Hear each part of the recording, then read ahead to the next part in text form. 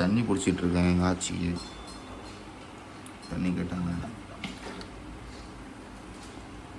Water filling now. கை வலிக்கிறா.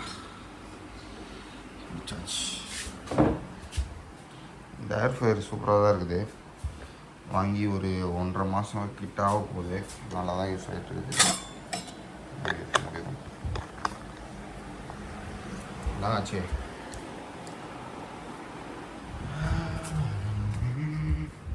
நீங்கள் என்ன சாப்பாடு செஞ்சுருக்காங்கன்னு பார்த்தீங்கன்னா, தேங்காய் சாதம், அப்புறம் சாம்பார் வச்சுருக்காங்க,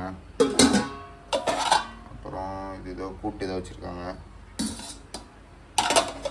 அதுக்கப்புறம் இது பீன்ஸ் பொரியல், கேரட் போட்டு வச்சுருக்காங்க. கேரட்ன்றமா